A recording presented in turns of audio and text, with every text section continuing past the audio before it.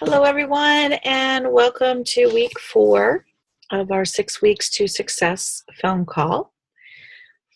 For those of you that weren't able to make it live, I am going to record this and hopefully upload it successfully so that you can take a look at it, so that you can continue on this week of success. So let me share my screen here with you.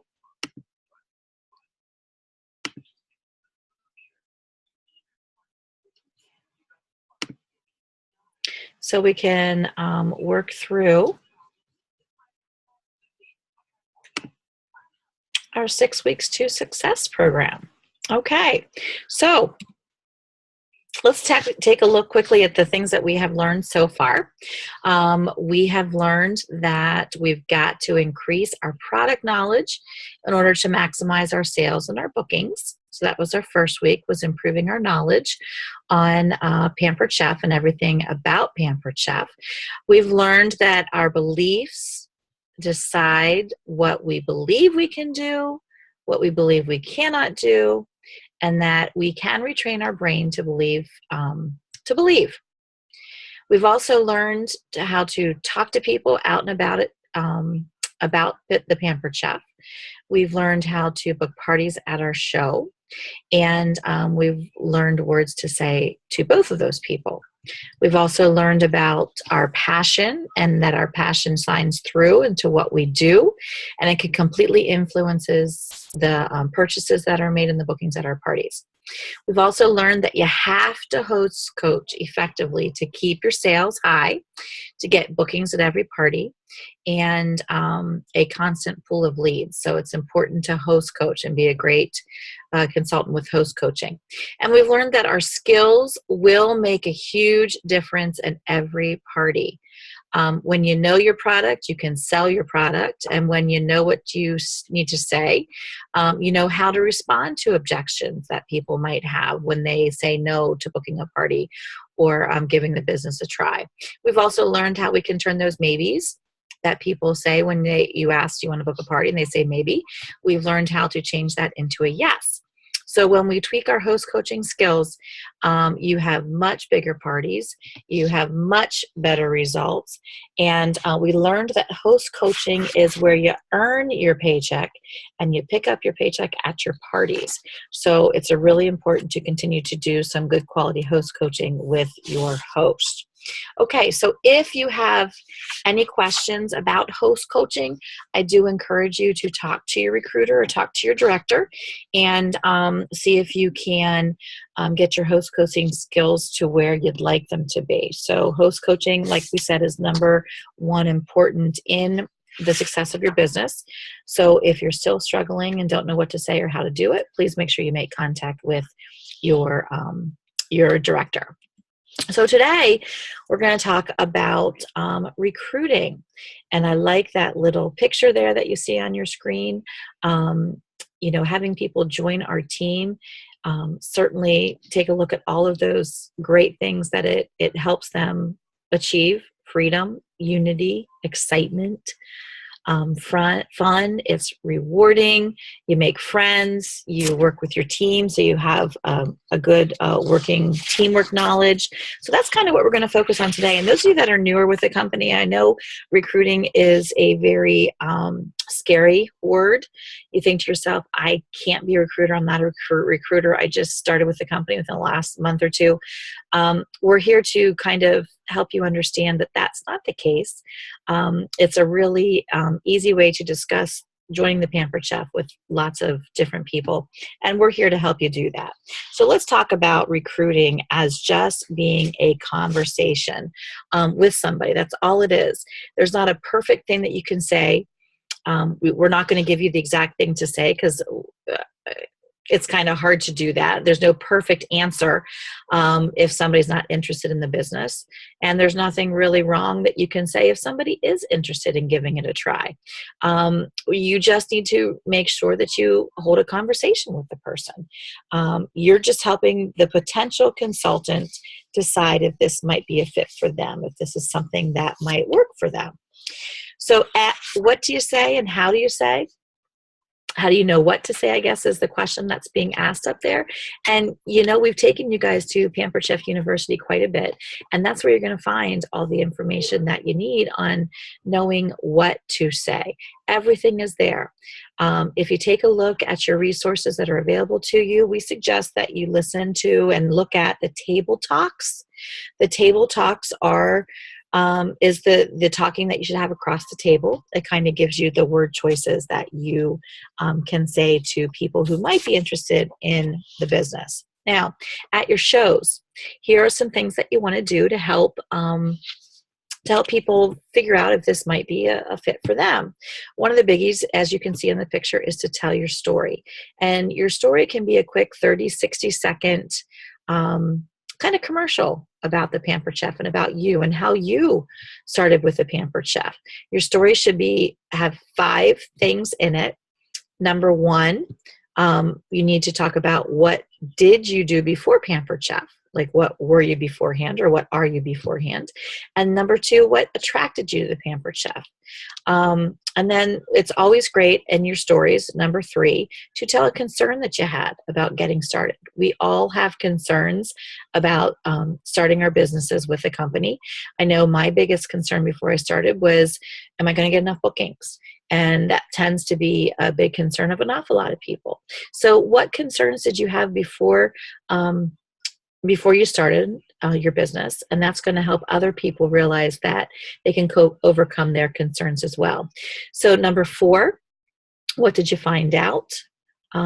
So in essence, my concern was, am I going to get enough bookings to continue my business? Well, 13 years later, I'm happy to say that I still do get bookings at my shows. And is that still a concern of mine at every show I go to? Sure it is, because we want to make sure business continues to grow. But we can overcome those, and by all the skills that we've learned and how to host, coach, and what to say at our shows about getting bookings. So, you need to talk about what you found out. And then the fifth and final thing that your story should include is something that you are looking forward to in your Pampered Chef business. So something that excites you, whether it's income that's coming your way, whether it's building a team, whether it's joining a Pampered Chef, a free trip, joining us on a free trip with a Pampered Chef, whether it's to pay off your mortgage, what are you looking forward to from your Pampered Chef business? So those are the 5 points that you want to try to remember to include in your story. You can replay this back a couple times to get it. And what you want to do is know this story forwards, backwards, by heart, say it over and over again, so that you feel comfortable telling your story at your shows. A lot of people like to tell their story at the beginning of the shows after you do introductions and, thank the host for opening up their home to you and the Pampered Chef. And people like to tell a little bit about their story at the beginning of the show. You definitely don't want to skip this part. If you're doing virtual parties, you need to work it in your virtual parties as well, so people are aware of maybe some current concerns that they might have before starting their business as well, and how we were able to overcome those. Okay. Story, biggie, at your shows. Now, the next thing you can do at your parties are ask people for some questions. Do a ticket activity or play a game at your shows. Maybe just try them to come up with 5 or 6 questions about the business. Maybe they ask you a question that they would ask a friend if a friend was interested in starting a new job. Do something fun. Some of the different activities that you can do, which I do at my shows, is play the ticket activity. And that's why there's a picture of tickets right there. I use a ticket activity throughout my whole show that people are getting tickets to earn prizes at the end of the show, lots of different ways, by participating, by answering questions, by trying a product. Lots of different ways that they can get a ticket. Then when the bulk of my show is over and we've already cooked the food and they're getting ready to eat the food, we play the ticket rest of the game. And I call it the lightning round with my ticket activity. And anybody who asks a question related to the Pampered Chef business, they'll get 3 tickets for the raffle at the end. So I usually start by saying, now here's a great way to get some more tickets for our drawing at the end. We're going to play the lightning round. Anybody who has a question that they're dying to ask me about what I do with a Pampered Chef, feel free to ask and you'll get 3 tickets. I ask them to give me about 30 seconds to answer their question before another question gets asked. And I usually give them a couple different ideas, because the last thing you want when you say, okay, anybody have any questions, is for that to be completely silent and not say a word whatsoever. And that can kind of fluster us. And so I usually give them 5 or 6 questions very quickly. I say, for example, you could ask me how much I make, how many shows a week do I do, is there insurance available for Pampered Chef? Can you earn any trips, or have you earned any trips? How far do you travel? Just give them 3 or 4 different ideas of questions to ask. And then you can open it up and say, what's your first question? And again, if people are silent, I'm usually like, okay, weren't you guys listening? Come on, we got some questions here.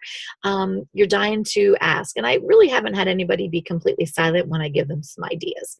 So, take those ideas with your next show and give it a try.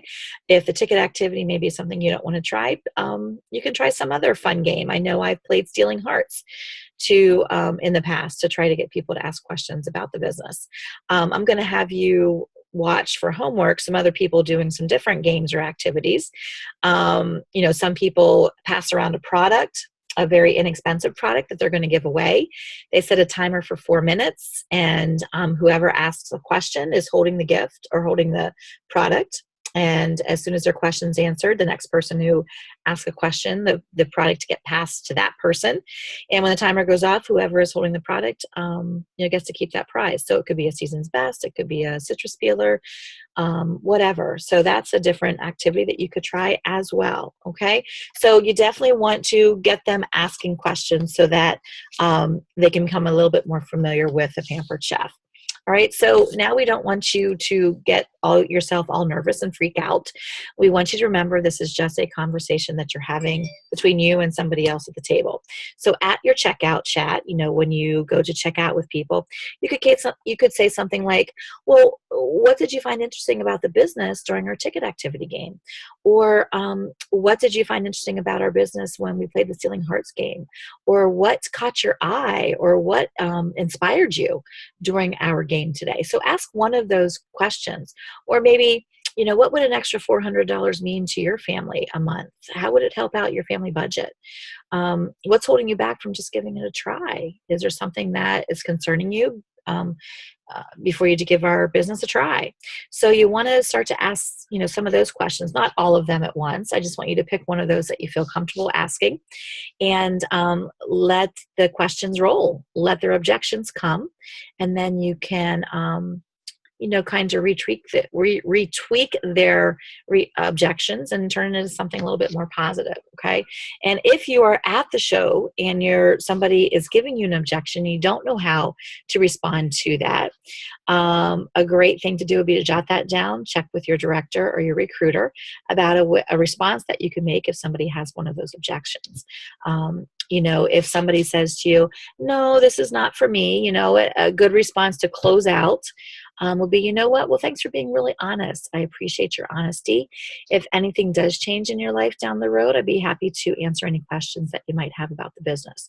So it's a great way to just kind of close out that question about giving Pampered Chef a try. Okay. And we've talked about before in your wrap up, your 4 questions that you should be asking at your full service checkout. First is about the business. Okay. That should be the first thing that you talk about. The second thing we talked about was bookings. So if they say, no, I'm not really interested in, any information about Pampered Chef, I don't really want to give it a try. Well, would you like to get some products free for your kitchen by hosting a show, a virtual, live, or catalog show? And, go down the line after that. First the recruiting, then the booking a show, and then asking, if they say, no, that's, really not for me. Well, is there anybody that might be interested in getting some free products? That's asking for a referral. And then, the last thing you want to mention is, may I give you this free recipe card? I'd like to do that at my shows. That's my business card. So it's a nice way to send them off with something, even if they said no to everything else. So the big thing that we want you to remember is to write down any objections that they might have about recruiting, so we can help you overcome those. Okay, so we've been talking about the 4 pillars of success, and we're going to still work on those skills because nobody has those skills down pat. We all have a need to work on those. Take a look at this next slide. They are such a major component of your success. So we want you to constantly be working on the 4 pillars. The more you tweak those skills, the more you're going to learn about selling and host coaching and booking and recruiting, the better your business is going to be. So the bigger your skill, the bigger your check. And let's go back to those 4 pillars again. The bigger your belief, your passion, your skill, and your will, the bigger your check's going to be, okay? And that's all it takes. So we want you to continue to work on those skills as well. Now, I know I can't take any live questions since nobody's on the call live tonight, but please, if you do have questions, email me, email your recruiter, your director, and we'll try to answer any questions that you have about this call tonight, okay? Now, your homework for this week, we do hope the homework assignments, you are getting value out of those. There's a great wealth and plethora of information on our PC University about these different aspects we've been talking about. This one, of course, is going to be about recruiting because it is an important facet in our business as well. It's a way to build your business. So we're going to ask you to take a look at the Top Recruiters Tell All with Brenda Copy and Genevieve Black. And you guys have been doing this for the past couple of weeks, so I don't think I need to give you the step-by-step. Get into PC University, go to the recruiting section, the peer sharing section, and then up at the resources, you're going to be able to see the call. So again, we want you to listen to that. It will probably be close to an hour in length as well. You don't have to listen to it all at once, but do jot down some great information that you get from those. You can always stop it, play back so that you can re-listen to it. Share with your recruiter, your director, 5 takeaways from that. And you can share with them what you liked out of that call. I'm also going to print off some, or I want you to look at some table talk with Sharon Zellin, who is a phenomenal recruiter with the company, and she's got some great information. So I will print that off and send that to you. Grace Bott is also a phenomenal recruiter, and I like to say a friend of mine as well. I was just at her retreat a couple weeks ago, and she's just a phenomenal lady. I've got something I'd like you to listen to as well. It's a recruiting activity that she does. So I will find those for you, whether they're on YouTube, and I will copy the link and send it to you so that you have those couple things to look at as well this week. And then don't forget to please call your recruiter. It is your responsibility to give a call or make that contact. We're going to ask, again, we're continue with building the success. How many shows are you going to commit to booking this week? How many host coaching calls are you going to commit to this week? And I like to add that some people, as you get more shows scheduled on your calendar, sometimes it's hard to make host coaching calls every night of the week. So some very successful consultants who have big businesses say that every Monday are going to be their host coaching calls. So every Monday they set aside, and those are the calls that they make on Mondays. They maybe make customer care calls on Tuesday. Maybe they make calls to their team members on Wednesday. So you're not feeling so overwhelmed and feeling like you're making a host coaching call every night of the week. And also get better at it too. Just some ideas for you. We're also going to discuss on our phone call this week, of course, to continue how many leads did you get at your shows? How many bookings did you get at your shows to continue your business? What were your sales? What did you have trouble with? We all have trouble with something, so it's always good to talk about those and to tweak those. And then definitely, what was one thing that you're really excited about that happened this week in your business? Because those brags are extremely important as well, okay? And, last but not least, we just want to really thank you for taking the time and commitment again to be with us on these calls. I talked to some of you this week, and I said, what you do now affects your business in 90 days. It's called the 90-day rule, and it is so true with the business. So whether you might not be seeing this success next week, I want you to understand that if you're following this program, doing what we suggest, making those phone calls, listening to the videos, implementing some of that stuff into your shows, you are going to see growth in the next 90 days. So this 6 weeks to success is to help grow your success in the next 3 months of your business. So keep at it, keep with it. This is week 4. You have 2 weeks to go. And just remember, you get out of this business what you put into it. It can be a very successful business for you if you're willing to do a little bit of work at this end, and then doing a little bit of work now will help, like I said, you in the next 90 days with your business. So any questions, please hang I can't talk. It's been a long day. Please talk with your recruiter. We would love to hear from you, and keep us informed of how things are going. Hope you're all having a blessed week. I hope you guys have a wonderful week with your business and with your families, and take care. Thanks for listening. Bye-bye.